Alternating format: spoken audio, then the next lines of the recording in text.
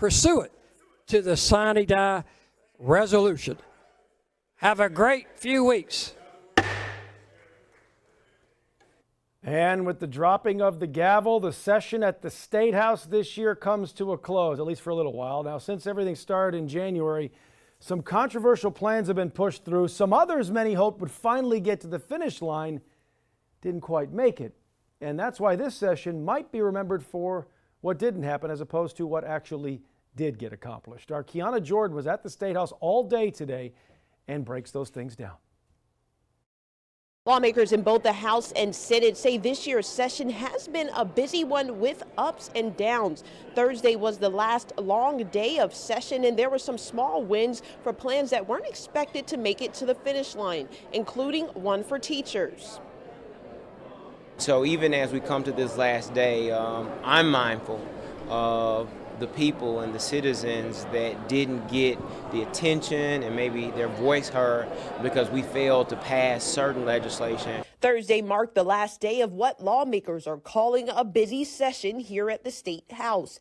This year's legislation that made it through includes constitutional carry, which allows anyone 18 and older to openly carry a handgun without a license, the banning of transgender procedures for minors, and doing away with the so-called pink tax. However, on Thursday, education advocates were celebrating a plan that will increase starting teacher pay. Highlight policy is an increase in teacher salary. Both the House and Senate versions of the budget include an increase in minimum starting teacher pay from $42,500 to $47,000.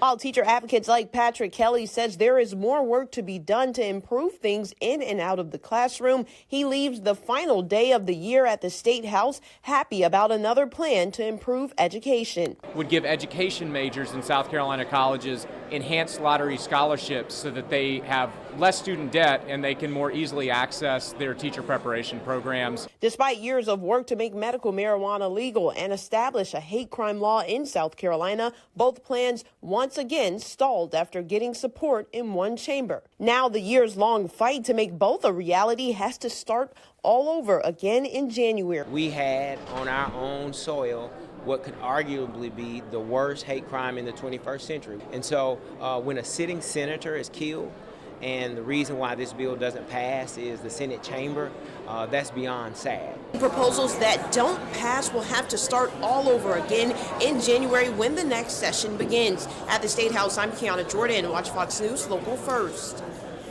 If you want to stay up to date with this story and much more, subscribe to our Watch Fox YouTube page. Be sure to like, comment, subscribe, and click the notification bell so you never miss an update.